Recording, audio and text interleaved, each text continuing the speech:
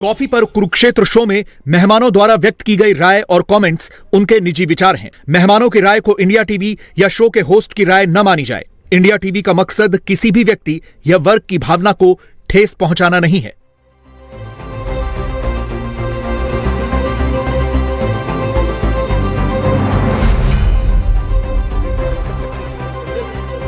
नमस्कार व्यूअर्स, बहुत स्वागत है आप सभी का। आप देख रहे हैं आपका प्रोग्राम कॉफी पर कुरुक्षेत्र में। रोज की तरीके से सौरभ शर्मा आपके साथ बातें जहां होती हैं खुलकर, वो प्रोग्राम आपका। और आज के प्रोग्राम में हम लोग बात करेंगे, आज संसद का सत्र शुरू हुआ तो प्रधानमंत्री ने विपक्ष को लेकर के जो कुछ कहा, अब इसमें से आप उनका पॉलिटिकल टिंज जो हमला है वो तो होगा, उसको हटा दीजिए। बात जो कही है उस पर हम लोग बात करते हैं। क्या कहा प्राइम मिनिस्टर ने? प्राइम मिनिस्टर ने कहा कि हमारा जो विपक्ष है, अब ये 80-89 चुनाव हार चुके, जनता की नब्ज नहीं समझ पा रहे, जनता क्या चाहती है उसको नहीं समझ पा रहे हैं, तो कम से कम आत्मावलोकन कर लें, अब तो कर लें, पश्चाताप कर लें। चलिए हम पश्चाताप को भी साइड में रख देते हैं। कोई भी पॉलिटिकल पार्टी या नेता अगर अपनी हार से सबक नहीं लेगा, सही सबक, क्यों हारा, क्यों जनता ने साथ नहीं दिया, बगैर इस बात का सच्चाई से कोई अन्वेषण किए, क्या वो अगले चुनाव में उससे बेहतर करने की उम्मीद कर सकता है? क्या वो जनता के नजदीक जाने की उम्मीद कर सकता है? और क्या ऐसा कांग्रेस पार्टी कर रही है? बाकी पूरे विपक्ष की बात भी, लेकिन खास तौर पर कांग्रेस पार्टी, क्या कांग्रेस पार्टी ने ऐसा किया? 4 जून को जो नतीजे लोकसभा चुनाव के आए, सबने देखा कांग्रेस पार्टी ने बड़ा अच्छा प्रदर्शन अपने पिछले नंबर के हिसाब से किया था। सबने तारीफ की, राहुल गांधी की बहुत तारीफ हुई कि राहुल गांधी ने अपने आप को रीइन्वेंट कर लिया, इतनी मेहनत उन्होंने की, उत्तर पश्चिम भारत नाप दिया पैदल चल करके, बहुत बड़ा काम था उनका। सबने कहा कि भाई राहुल गांधी ने इस बार जनता के बीच जाकर के वो काम किया जो बहुत लंबे अरसे से कांग्रेस पार्टी को करना चाहिए था। उसका नतीजा भी दिखा। नतीजा ये था कि उन्होंने जो कुछ भी अपने भाषणों में कहा, जनता ने उसको सुना। अब वो भले ही बाद में बीजेपी कहे कि ये फेक नैरेटिव था, झूठ था कि संविधान और आरक्षण बीजेपी आएगी तो खत्म कर देगी, लेकिन राहुल गांधी की बात लोगों ने सुनी और उस पर अमल भी कर लिया, बीजेपी को डाउन भी कर दिया। बीजेपी ने क्या किया उसके बाद?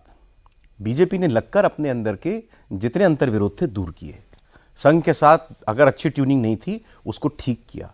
बड़े बड़े नेताओं की बड़ी बड़ी ईगो होती है, उसको साइड में रख करके चुनाव जीतना, पार्टी को पावर में लाना ये ज़्यादा ज़रूरी है, उस पर काम किया। नतीजा हरियाणा का इलेक्शन, नतीजा महाराष्ट्र का इलेक्शन। महाराष्ट्र का बहुत बड़ा चुनाव था। सारे चुनाव विश्लेषक कह रहे थे 6-6 पार्टियां हैं, क्या कोई नहीं पढ़ सकता कि इस चुनाव के अंदर क्या होगा, वोट बहुत बटेगा। इतने निर्दलीय चुनाव लड़ रहे थे। महाराष्ट्र के विधानसभा चुनाव के इतिहास में कभी इतने कैंडिडेट खड़े नहीं हुए। कितना वोट डिवाइड होने की गुंजाइश थी इसमें, लेकिन हुआ क्या? 89-90% का strike rate Bharatiya Janata party को मिला और उतनी सीटें आई जितनी उसको आज तक महाराष्ट्र के इतिहास में कभी नहीं मिली।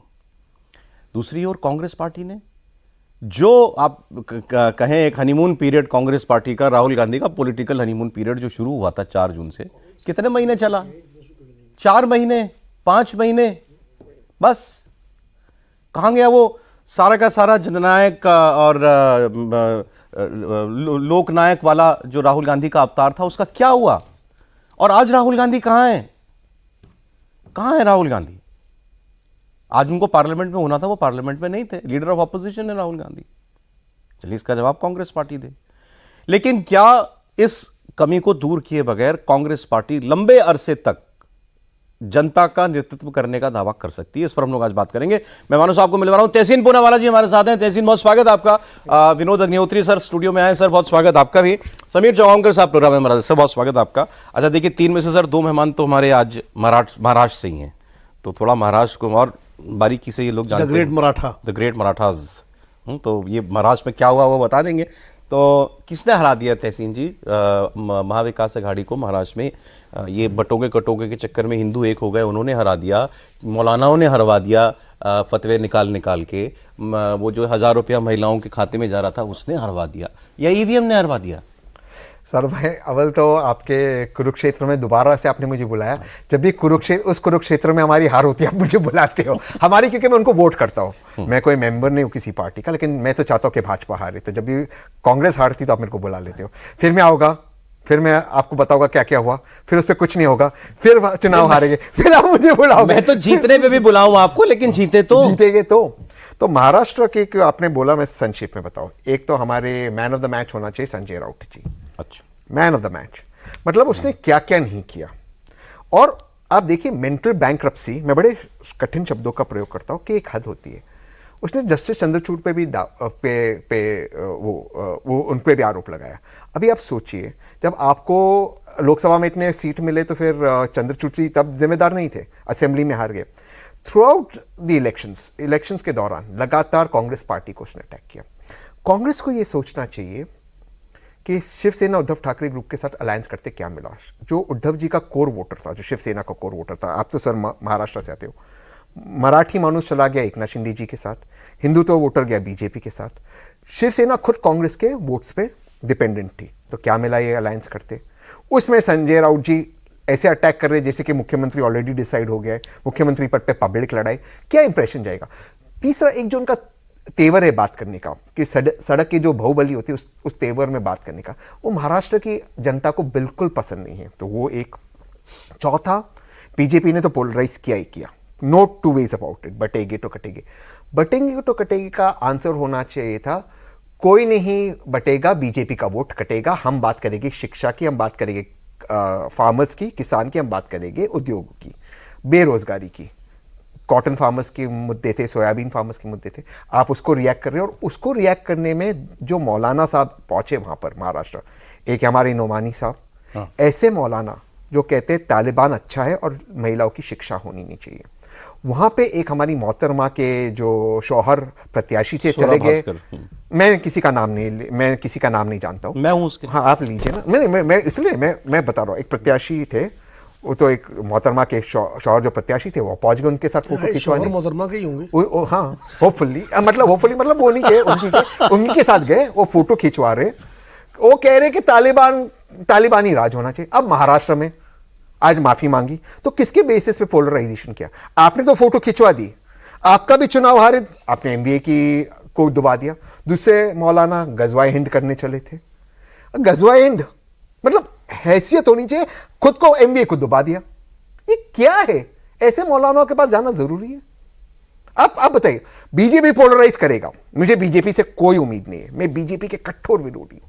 आप क्या उस ट्रैप पे खेल रहे? बीजेपी पे पिच पे क्यों खेल रहे? नाना पटोले ने मौलानाओं की शर्त की चिट्ठी कबूल की। हाँ, आपकी शर्तें हमको मंजूर है। उन्होंने ये कहा उनके उसमें कि जो संविधान के अनुसार होगा वो करेंगे, लेकिन ये लेटर होना चाहिए। और मैंने महाराष्ट्र के सभी बड़े लीडर्स को, सभी दल के लीडर्स को कहा, एमबीए के, आप ये चिट्ठी लिखो, आपके शर्त जो होगा वो संविधान के, और आपको हमको वोट देना है रिलीजियस बेसिस पे नहीं, आप महाराष्ट्र के हो उस बेसिस पे वोट दीजिए। आप उनको रिजेक्ट कर देते, कहते सिर्फ महाराष्ट्र होने की बेसिस पे आप चुनाव जीत जाते। लोग क्रोधित थे भाजपा से। अगर ये चिट्ठी का जवाब ऐसे होता कि देखिए, आप हमें धर्म के आधार पे नहीं, महाराष्ट्र की उन्नति और महाराष्ट्र के प्रोग्रेस के आधार पे वोट दीजिए, सिर्फ ये चिट्ठी का जवाब होता, आपको देना है तो दीजिए, नहीं तो आपका अधिकार है। आप कब पानी बंद करने गए थे और किसके बेसिस पे? आपको कैसे पता कि बीजेपी के एजेंडा पे? आप सोचिए, यासीन मलिक की पत्नी राहुल जी को पत्र देती, आज तक राहुल जी को पत्र नहीं मिला, बीजेपी के सभी प्रवक्ताओं के पास वो पत्र आ गया। काय रिएक्ट कर रहे हो यासीन मलिक की पत्नी को? काय इस पर डिबेट कर रहे हो? यासीन मलिक की पत्नी पत्र लिखे कि बाराक ओबामा पत्र लिखे, मुद्दा महाराष्ट्र के ये तो हुआ क्या? ये इन मौलानाओं का कांग्रेस या विपक्ष का प्रेम जो था, और कांग्रेस पार्टी भी जो लालायित थी मुस्लिम वोटों के लिए, उससे दूसरी तरफ एकजुटता हो गई। मुसलमान वोट वैसे ही मिलना था, और कहां जाना था? नहीं, इसमें भी मैं 100% से इत्तेफाक नहीं रखता हूं। आपको एक एग्जाम्पल देता हूं, मिलिंद देओरा, वर्ली, आदित्य ठाकरे के खिलाफ 25% मुस्लिम वोट मिले मिलिंद देओरा को। अगर मिलिंद हारे, उसका कारण है राज ठाकरे। अगर राज ठाकरे को निकाल दो, मिलिंद जीत जाते, आदित्य ठाकरे हार जाते। वो तो खैर जीशान सिद्दीकी को मुस्लिम वोट मिला है, तो ऐसा क्या? सना मलिक को भी मिला है। आप ये कहां पे लिखा हुआ है कि मुसलमान सिर्फ एमबीए को वोट करें? क्यों मैंने आपको मुसलमान को, सॉरी सर, एक लास्ट लाइन, यही होता है ना। अगर आप सिर्फ आपको परसेप्शन आप ये बनाओगे कि मुसलमान वोट हमारा है, अगर आप ये परसेप्शन बनाओगे, मैं तो पार्टी में नहीं हूं, मैं एक एनालिस्ट की तरह कह रहा हूं, तो फिर सामने पोलराइजेशन, काउंटर पोलराइजेशन। मैं तो पूछ रहा हूं वो हुआ क्या? जैसे हरियाणा में भी हुआ, आपको लगा एक ही पक्ष जीत रहा है, वो कास्ट पे हुआ, तो दूसरे सारा अदर्स का पोलराइजेशन हुआ। ये बात मैंने आपके शो पे कहा है। तो कास्ट या रिलीजियस पोलराइजेशन से कांग्रेस और middle of the centrist parties को बचना है। जितना रिलीजियस या कास्ट पोलराइजेशन होगा, कांग्रेस और सेंट्रिस्ट पार्टी का नुकसान होगा। एक और एमआईएम गेन करेगा रिलीजियस पोलराइजेशन पे, एक और कास्टिस्ट पार्टी गेन करेगी, दूसरी और बीजेपी गेन करेगी। सर पता है मैं इसमें कुछ गलत कह रहा हूँ। नहीं, आप कह रहे हो ठीक है, लेकिन कास्ट की बात तो बाद में आती है, पहले संगठन तो होना चाहिए ना। अब महाराष्ट्र में आपकी हालत देखिए, आपके जो मुख्यमंत्री के दावेदार थे जो विदर्भ से आते हैं, नाना पटोले प्रदेश अध्यक्ष कहते हैं मैं मुख्यमंत्री बन रहा हूं, कितने वोट से जीते हैं? 250 वोट से जीते हैं आके। आपके दूसरे मुख्यमंत्री के जो मुख्यमंत्री रहे, मुख्यमंत्री के दावेदार थे, कहते हैं मैं मुख्यमंत्री बनूंगा, पृथ्वीराज चौहान चुनाव हार गए। बाला साहेब तोहरा जो आपके प्रदेश अध्यक्ष है, जो कहते हैं कि मैं मुख्यमंत्री बनूंगा, वो चुनाव हार गए। आपकी पार्टी में नेता तो देखिए, विदर्भ में पूरा सुपड़ा साफ हो गया, आपका पश्चिम महाराष्ट्र में हो गया, मराठवाड़ा में हो गया, कोंकण में हो गया। सर समीर, महाराष्ट्र में बच्चे मैं कहता हूं चुनाव आज हारे, कल कोई जीत भी सकता है, कांग्रेस पार्टी ले जाए, कल को कौन जानता है। आपको पहले ये स्वीकार करना पड़ेगा, मतलब जानना पड़ेगा मेरी हार हुई क्यों है, क्या कह रही है कांग्रेस पार्टी। 23 तारीख के बाद से क्या कहा है? 23 तारीख को प्रेस कॉन्फ्रेंस सर के सर उन्होंने कहा, मैं एक बात बताऊं कि सर एक मैं आज स्टेटमेंट बता दूंगा जल्दी उस प्रेस कॉन्फ्रेंस करके पवन खेड़ा जी ये कह रहे हैं हमारे पास लेवल प्लेइंग फील्ड नहीं थी महाराष्ट्र में, लेकिन जम्मू कश्मीर में और झारखंड के अंदर थी। ये ऐसा ही करते हैं, एक जगह पर चुनाव ठीक करा देते हैं, दूसरी जगह पर ईवीएम फिक्स कर देते हैं। उससे मैं आपको एक बेटर चीज बताता हूं, जो शौहर साहब थे 16वें राउंड तक ईवीएम ठीक था, 17वें राउंड में ईवीएम में ढांगी होगी। अब इसको कौन गंभीरता से लेगा? अब संजय राउत कह रहे हैं ऐसा करो, अब यही इलेक्शन एक बार फिर बैलेट बॉक्स से करा दो और नतीजे आ गए यही वाले तो हम मान जाएंगे। तो पहले कह देते ये सब बातें तो बात की हैं, इसका कोई मतलब नहीं है। मुझे लगता है जहां तक कांग्रेस पार्टी की आप बात कर रहे हैं, आप कोई भी चुनाव उठा करके और उसके बाद जो कांग्रेस पार्टी की किसी बड़े नेता की प्रेस कॉन्फ्रेंस होती है, वो अगर आप चला दें बाइट, तो आपको लगेगा मतलब वही आप चलाते रहो आगे तक, वो सेम डायलॉग होगा। हम परिणामों का विश्लेषण करेंगे, हम फैक्ट फाइंडिंग कमेटी बनाएंगे, फैक्ट फाइंडिंग कमेटी बन जाएगी। फैक्ट फाइंडिंग कमेटी में कौन लोग रहेंगे?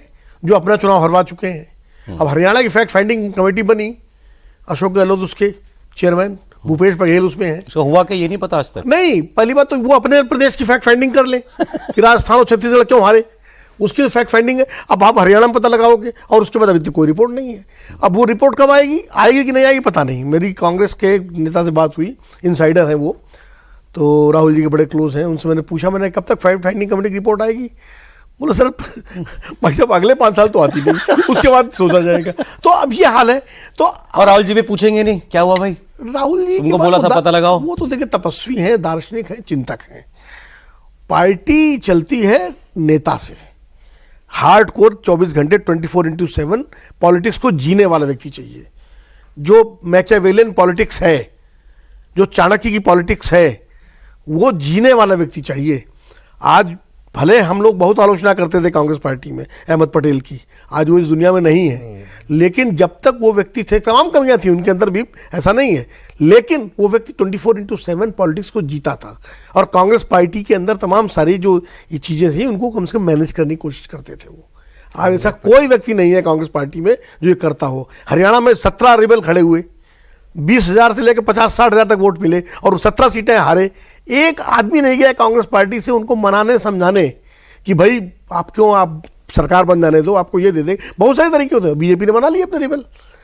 यही बात मुझे बताई कांग्रेस के एक नेता ने कि राजस्थान में 2018 में 10-15-20 रिबल खड़े हो गए थे। अहमद पटेल ने 2-2, 3-3 नेताओं को फ़ोन करके कहा कि भाई 4 आदमी हैं, इनको आपको मनाने की जिम्मेदारी है और इनसे मेरी बात कराना, और जो ये बात कहें उस पर हाँ कर देना मेरी तरफ से। और उसमें काफ़ी लोग बैठ गए और सरकार बन गई आपकी 18 में। तो ये भी तो रवैया राहुल गांधी का ही सर, जो जाता है जाए, मुझे जरूरत नहीं है। नहीं, वही मैंने तो पहले कह दिया, दार्शनिक है, चिंतक है, वो तो तपस्वी हैं। ये बात तो, और दूसरी बात, अकेले राहुल गांधी, भाई भारतीय जनता पार्टी में अकेले मोदी हैं क्या? नहीं, हर नेता काम करता ना अपनी पार्टी समझ करके। वहाँ पार्टी चुनाव लड़ती है। मोदी ने ऐसे लोग रखे होंगे ना, सिस्टम बनाया होगा ना, लोग भी रखे हैं। दूसरा क्या है, वहां संस्कृति है पॉलिटिक्स की, वहां पार्टी की संस्कृति है, यहां पार्टी की संस्कृति है, पार्टी इन कोट, पार्टी वाली, खाओ पियो वाली पार्टी, ये फर्क है। वहां पार्टी संगठन संस्कृति है। क्यों? जब चुनाव होता है कांग्रेस पार्टी में सिर्फ कैंडिडेट लड़ता है और बीजेपी में कैंडिडेट भी लड़ता है, नेता भी चुनाव लड़ते हैं, पार्टी भी चुनाव लड़ती है और संगठन भी लड़ता है। वो इस पार्टी में तो संगठन, तो ये फर्क है। यहाँ क्या है, कैंडिडेट मजबूत हुआ तो निकाल लेगा सीट, नहीं तो हारेगा। अब बता दो ना, बाला साहब तोराट, पृथ्वीराज चौहान, नाना पटोले तो हारते हारते जीते हैं किसी तरह। तो ऐसे थोड़ी चलती है। और देखिए ये फिर ऐसे ही चलेगा, फाइल बंद हो जाएगी महाराष्ट्र की। अब महाराष्ट्र की फाइल खुलेगी 2029 के शुरू में लोकसभा चुनाव के बाद कि भाई महाराष्ट्र का करना है, क्या करना, इंचार्ज बताओ, ये बताओ। अरे 5 साल पहले हम लोग हार गए थे ना, क्यों पता लगाओ, अब पता लगाओ। अब पता लगाओ। देश के प्रधानमंत्री मोदी और अमित शाह जैसे नेता लोग बूथ मैनेजमेंट देखते हैं। प्रधानमंत्री मोदी कहते हैं मेरा बूथ सबसे मजबूत, बूथ अध्यक्षों से बात करते, बूथ का सम्मेलन होता है, आपको पन्ना याद है प्रमुख में समीर जी? अमित शाह का नाम है कि एक पेज के प्रमुख अमित शाह है गुजरात में, प्रधानमंत्री नरेंद्र मोदी वाराणसी में पन्ना प्रमुख है एक जगह के। जो प्रधानमंत्री और गृह मंत्री पन्ना प्रमुख और बूथ मैनेजमेंट की बात करें, राहुल गांधी ने जिंदगी में बूथ मैनेजमेंट की अरे मैं बात आपसे नहीं एक बात की। अच्छा बताऊं, सौरभ, एक शेर सुन लो। अरे बिल्कुल, सर, प्लीज। बिल्कुल इसी मौके पर मौजूद शेर है। आए।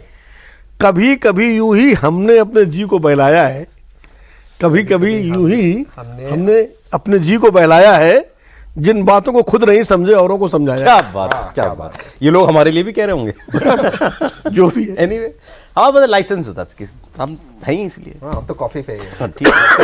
अब आप देखिए साहब, कितने नेताओं का बयान बताऊं आपको। ये आपने विजय वडेट्टीवार साहब, इन्होंने कहा बीजेपी ने हरियाणा में ईवीएम सेट किया, कश्मीर छोड़ दिया, महाराष्ट्र में सेट किया, झारखंड छोड़ दिया, जहां पार्टी नंबर 1 होती है ये लोग ऐसा ही करते हैं हमारे साथ। मतलब ये कि मतलब आउट हो गए, अंपायर बेकार है, दोबारा अंपायर ने ईवीएम को लेकर बहुत सीरियस गंभीर सवाल है। मैं सौरभ भाई थोड़ा सा उसको आर्टिकुलेट कर दूं। बहुत गंभीर सवाल है ईवीएम को लेकर। उसमें पेटिशनर मैं खुद हूं, और जब ईसी की मीटिंग हुई थी सभी एमपीज एमएलए थे, एक लौता मैं ही था जो एमपी एमएलए नहीं था, मुझे बुलाया गया था। बहुत सारी चीजें उसमें सवाल है, बट उस सवाल को इस तरह से फ्रिवलसली उठाना, क्या होता है कि गंभीरता का इशू जो हम लोग उठा रहे हो चला जाता है। बहुत गंभीर इश्यूज है ईवीएम को लेकर। जर्मनी की सुप्रीम कोर्ट का जो जजमेंट है वहां से लेकर अन्य चीजें जो है वो सब। और मेन चीज क्या है, देखो अब देश का माहौल है, ईवीएम जाएगा नहीं अब, और बैलेट पे आएगा नहीं। इस पे ईवीएम पे हमें किस बात पे लड़ाई करनी चाहिए? मैंने सारी बात ऑपोजिशन के सारे नेता को, हर वीवीपैट की काउंटिंग हो, पहली वीवीपैट पे बारकोडों के उसी मशीन से आए तो बारकोड मैच हो, तीसरी बात वीवीपैट उस पेपर पे छपे जो पेपर की इंक ना डिसअपियर ना हो, क्योंकि 4 महीने में डिसअपियर होती, ताकि आप जब अपील में जाओ तो ये मुद्दों पर आप आओ। मैं कह रहा हूं कल को देश ये तय करता है कि हमको बैलेट पेपर पे दोबारा जाना है, चले जाओ, कोई फर्क नहीं पड़ता। लेकिन आप हमेशा चुनाव हारने के बाद नहीं बोलोगे ना। अरे हारना तो एक चीज है, 16वें राउंड तक ईवीएम ठीक था, 17वें राउंड में अब सोचिए आप। अरे भाई वो हम लोग दिन में भी आज बात कर रहे थे, नांदेड़ की सीट, प्राइम मिनिस्टर ने दिल्ली में ऐलान कर दिया हमारी एक लोकसभा की सीट बढ़ गई है, 1500 से हट गई और हार गए उसके बाद। लेकिन वहां और दिलचस्प, अगर किसी को सेट ही करनी होती है, अरे भाई प्राइम मिनिस्टर बोल चुके अब तो जीत पाएंगे। सारी विधानसभा हो जाता है। वहां वो और दिलचस्प है कि 6 की 6 विधानसभा सीटें बीजेपी जीती है, और लोकसभा कांग्रेस जीती है। देखिए इस पर भी किसी कांग्रेस के एक नेता ने बड़ा ज्ञान दिया है आज ट्विटर पर। खैर वो लंबी चौड़ी कहानी, यही जो सर बता रहे हैं कि लीड की वजह से हाँ, टोटल वोट ज्यादा है। हम लोग विधानसभा हार गए उसी सीट पर, सारी सीटें हाँ, लोकसभा, लेकिन हम जीत गए। मैं वही आदमी बटन दबा रहा है, फिर कैसे हुआ? उसमें देखिए ईवीएम पर मैं एक बात कहूंगा। ईवीएम की तहसीन तो खैर पिटिशनर है, मेरे पास कोई सबूत नहीं है कि मैं ईवीएम पे कुछ उस तरह के, लेकिन एक बात यह है कि ईवीएम पर जो कौन नेता बोलते हैं, जिन नेताओं पर पार्टी को जिताने की जिम्मेदारी होती है, वो जब चुनाव हार जाती है पार्टी, तो सबसे पहले ईवीएम पे बोलते हैं। ये आप देखिए, अपनी जिम्मेदारी से आपको अगर ईवीएम के वाकई अगर आप ईवीएम मुद्दा है तो आप ईवीएम के खिलाफ सस्टेन कैंपेन ग्राउंड जनता में चलाइए। आप उसके लिए फिर पब्लिक में आइए, जनता के बीच में। वो तो आप करते नहीं हो, आप खाली ट्वीट करने से, खाली इससे नहीं होता काम। दूसरी बात यह है, एक जो महत्वपूर्ण सवाल है जो वाकई हम सबको पूछना चाहिए, कि 2 सवाल मेरे हैं, और वो मैं कि भाई चुनाव आयोग जो है वो इस मामले में ट्रांसपेरेंट रहे कि ये आंकड़े अचानक क्यों बदल जाते हैं। नंबर 1, जो आप पता लगा 4 दिन बाद अचानक 5% बढ़ गए, एक तो ये। दूसरा, जो लोकसभा चुनाव में vote poll and vote count का जो फर्क है, जिसका जवाब आता है जवाब ये। अब आप लेकिन चुनाव हार गए तो अब आप डीवाई चंद्रचूड़ को गाली दे रहे हो, लेकिन उसमें मैं संजय राउत की बयान का समर्थन नहीं कर रहा हूं, डीवाई चंद्रचूड़ जिम्मेदार नहीं है। लेकिन एक बात जरूर मैं कहूंगा, चाहे कोई भी हो, सुप्रीम कोर्ट को भी समय रहते फैसले करने चाहिए। बताओ, नहीं ईवीएम पर सर, नहीं ईवीएम पर नहीं, वो उसकी बात कर, दोनों पर बोले ना, वो विधायकों वाले पे, वो विधायकों वाला तो हुआ ही, ईवीएम पर भी कि ईवीएम सुप्रीम कोर्ट ने उस वक्त ईवीएम का मामला गया था, सुप्रीम कोर्ट ने कहा था हर चीज पर डाउट नहीं किया। लेकिन उसका जो स्टेटमेंट था, संजय राउत जी का जो स्टेटमेंट, लेकिन वो फैसला विधायकों को लेकर था, विधायकों वाला फैसला सुप्रीम कोर्ट को समय देना चाहिए। अब वो क्या दिया? महाराष्ट्र में एक व्यक्ति ने क्या कहा, जो भी फैसला देते, महाराष्ट्र के एक व्यक्ति ने क्या कहा, जो सुप्रीम कोर्ट का फैसला है विधायकों को लेकर, वो तो लोकसभा के पहले आ गया था, उसके बाद आपको लोकसभा में इतनी सीट मिली ना, तो फिर अब सुप्रीम कोर्ट फैसला कहां आया?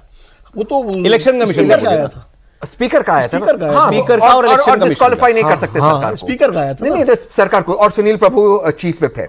मैं क्या कह रहा हूं, उस फैसले के बाद आपके जो नया सिंबल था उस पर आपको इतने एमपीज मिले या नहीं मिले? बिल्कुल वो मिले, तब वो बात नहीं उठी। नहीं मैं सहमत हूँ। देखिए आपने इसकी वो mention कारण क्यों नहीं है करें? वो। दूसरी बात, आप ये सारी बात में संजय राउत जी जो इतने वो प्रभावशाली है, वो क्यों सुप्रीम कोर्ट में मेंशनिंग कराते नहीं कि इलेक्शन आ रहा, आप इसका फैसला करो? भाई शरद पवार को सबसे कम सीटें आई हैं महाविकास आघाड़ी में। शरद पवार तो नहीं, सवाल शरद पवार कह रहे हैं कि जब तक मेरे पास कोई जानकारी नहीं आ जाए ईवीएम को लेकर मैं नहीं बोलूंगा। कहा है शरद पवार के मामले में नहीं, शरद पवार का स्टेटमेंट आया है और बड़ा मैच्योर स्टेटमेंट। उन्होंने कहा कि जो लाड़की बहना योजना थी उसका बहुत बड़ा कारण रहा है हमारे हारने का। बटोगे कटोगे नारे का भी नाम। तो उन्होंने एक कारण बताया कि ये कारण ये हो सकता है और सही भी है ये। मैं इत्तेफाक देखिए नहीं महाराष्ट्र वो अलग, मैं कह रहा हूं आप भाई ईवीएम से ऊपर उठोगे हाँ, तब तो कुछ तभी समझ सोचोगे पाओगे ना। ना। लेकिन मैं कि क्यों आ रहे माननीय हैं। पवार साहब से भी इत्तेफाक है।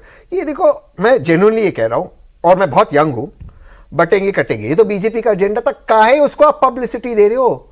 उनको बोलने दो। देखो वो जो बोलते हैं उनको बोलने दो, उनका अधिकार है। अगर वो पोलराइज करते, आप अपने मुद्दे पे लड़ो।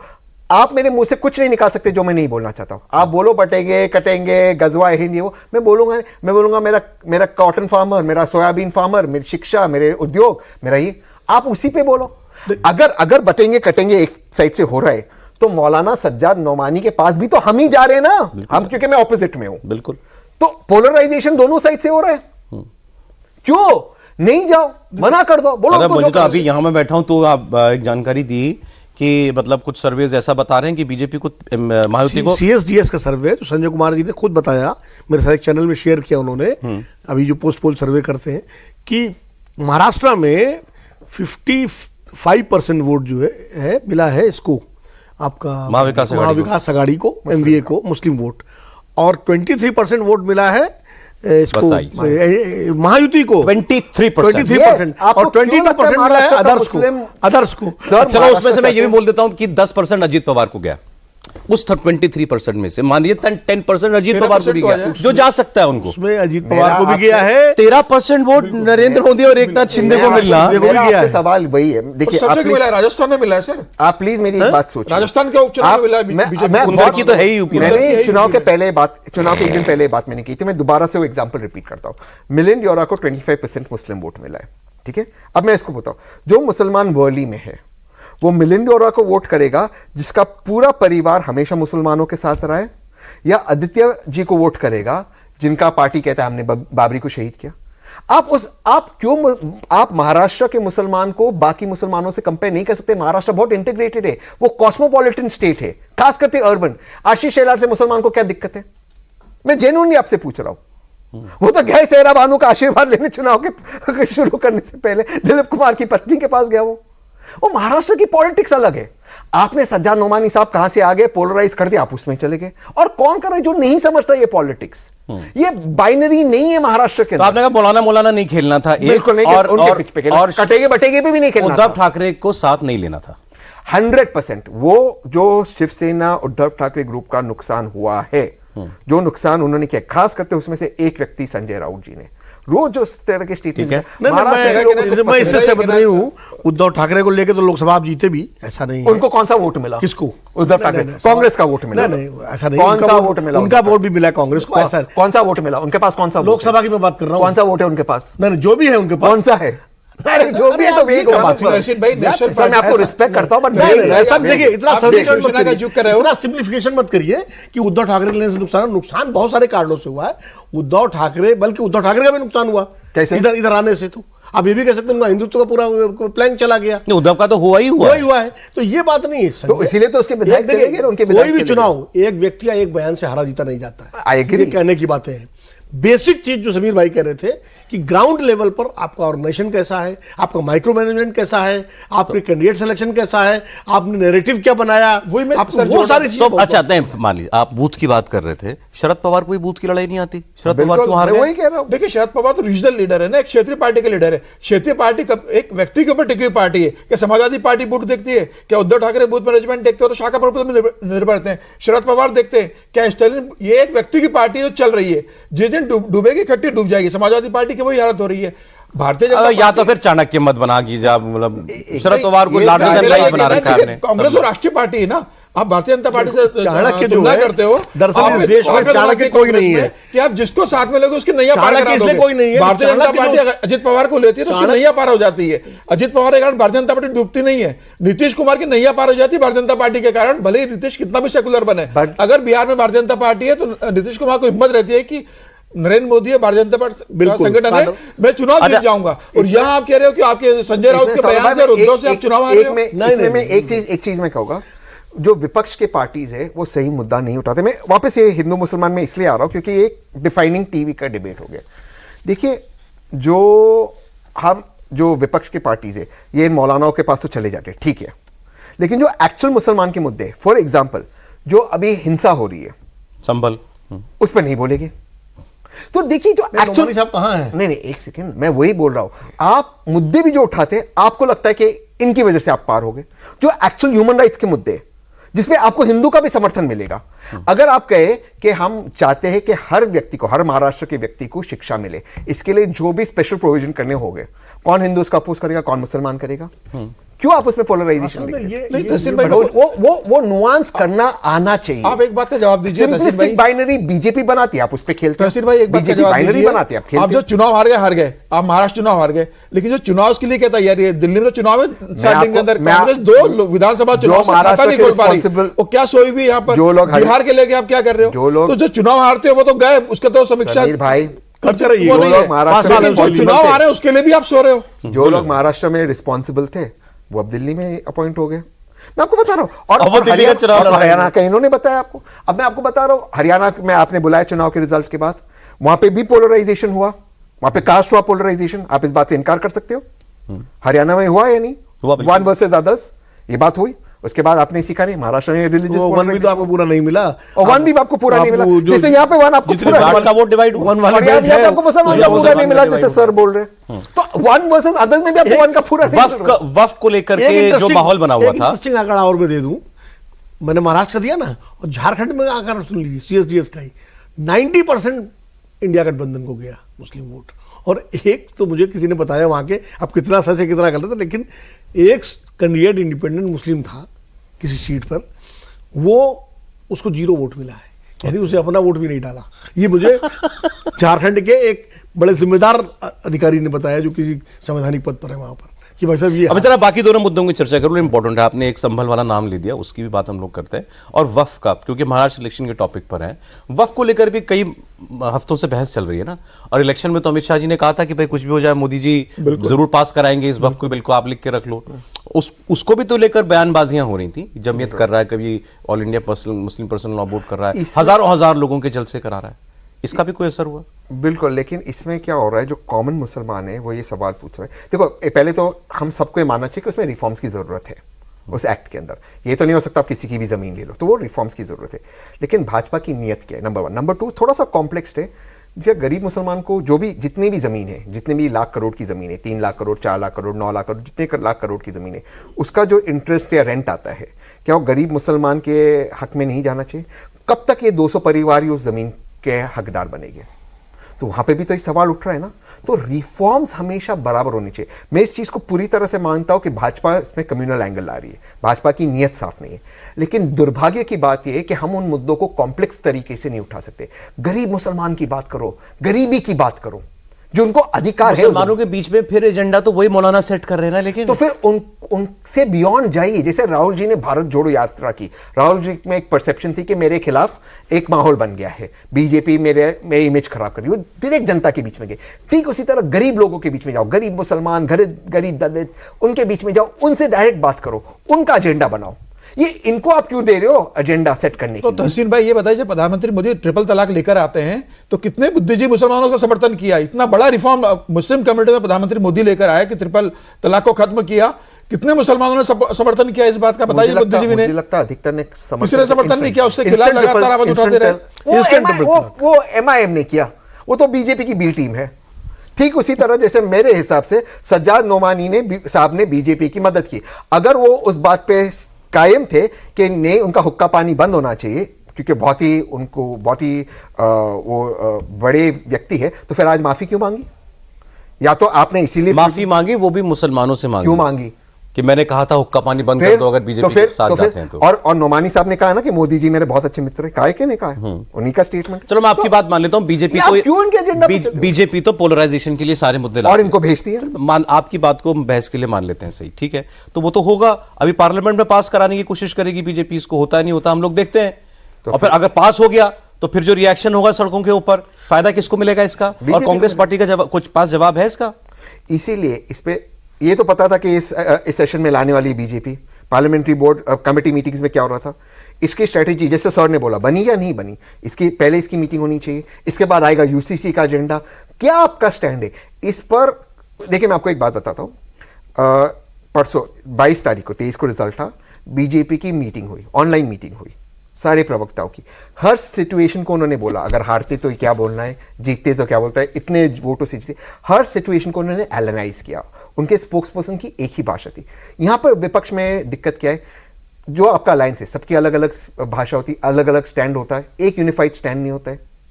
अगर आप एक मैसेज नहीं दोगे आज के दौर में तो फिर वोटर कंफ्यूज होगा।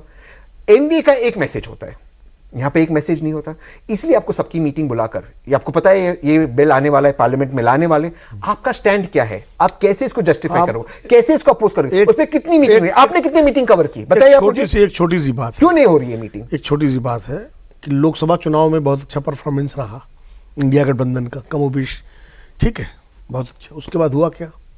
कोई इंस्टीट्यूशनल स्ट्रक्चर बना इंडिया गठबंधन का? नहीं बना। कोई सेक्रेटरिएट, कोई कोऑर्डिनेशन कमेटी, मीटिंग ही नहीं हुई दोबारा, कुछ नहीं हुआ, मीटिंग ही नहीं हुई। तो ऐसे गठबंधन नहीं चला करते हैं।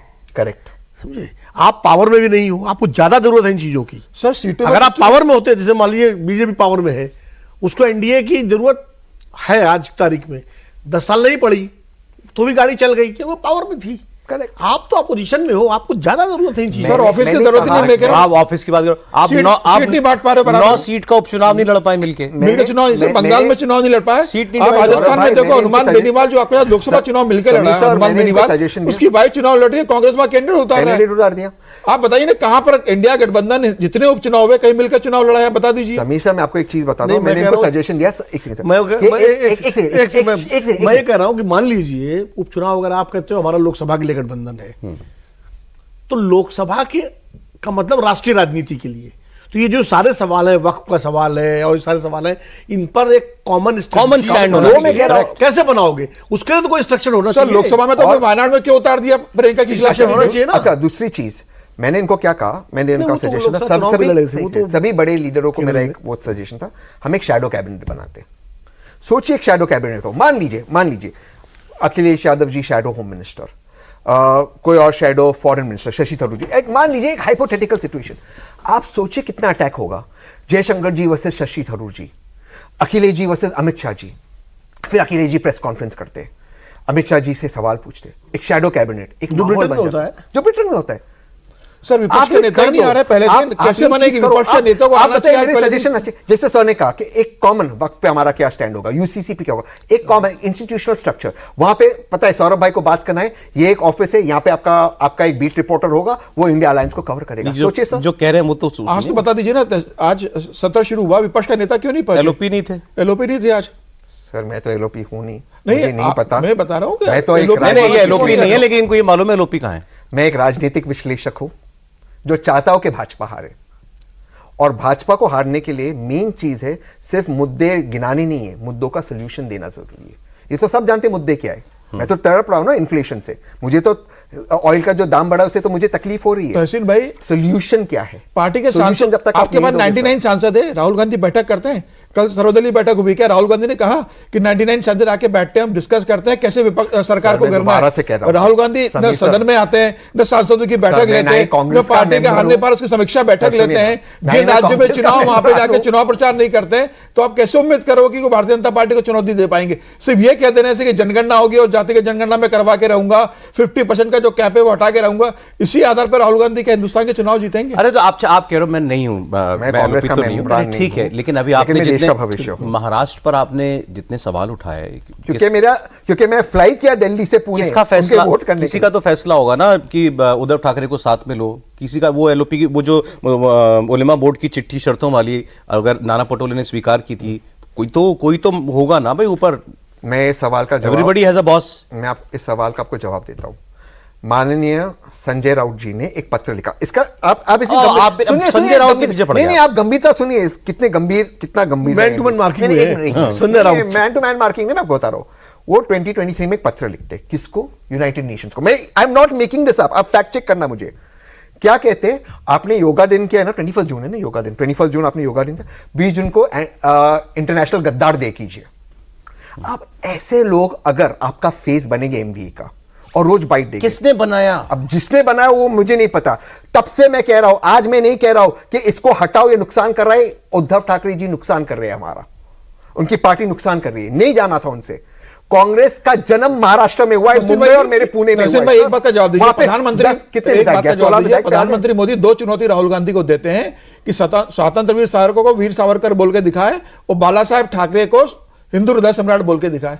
ये बोलने में राहुल गांधी को क्या दिक्कत थी? महाराष्ट्र में उसका फायदा मिलता। ये बोलने में उद्धव ठाकरे जी को क्या दिक्कत? राहुल गांधी बोल देते ना, राहुल गांधी ने उनकी पुण्यतिथि पर कर दिया था, और क्या था? तरीका क्या था? फॉर्मल था, निभाने वाला ट्वीट था। नहीं, और कांग्रेस और इसका जवाब मैं आपको देता हूं। आप चाह रहे हो कि वो मैसेज करते मतलब शिवसेना का वोट लेने के चक्कर में अपना चला जाए। अगर क्या तकलीफ? अगर सावरकर को आप वीर बोल देंगे तो तकलीफ क्या है? अगर मैं कांग्रेस का रिप्रेजेंटेटिव होता, इसका जवाब देता कि आदरणीय बाला साहेब ठाकरे को स्टेट फ्यूनरल दिया था पृथ्वीराज चौहान की कांग्रेस की सरकार ने दिया था तिरंगा।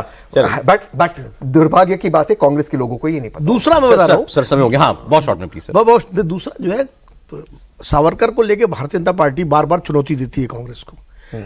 सवाल महाराष्ट्र में खाली सावरकर हैं क्या? करेक्ट। चावेकर हैं, चाफेकर बंधु हैं, तिलक है, गोखले हैं, लंबी परंपरा है क्रांतिकारियों का, उनकी बात करो ना।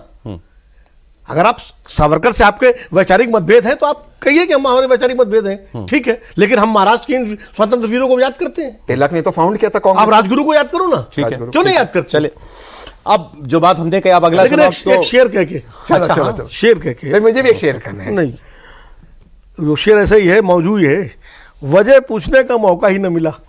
मुझे पूछने का मौका ही न मिला, वो लहजा बदलते गए और हम भी बनते गए। क्या बात है, क्या बात।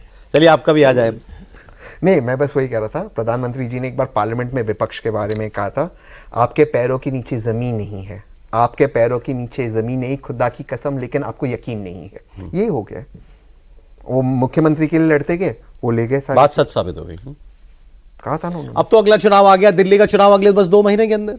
आप देखिए, 2 महीने बाद भी हम यही बातें कर रहे होंगे क्या, या कुछ और। बहुत शुक्रिया तहसीन पूनावाला, विनोद जी बहुत धन्यवाद आपका। बहुत शुक्रिया समीर जी, आप प्रोग्राम में आए।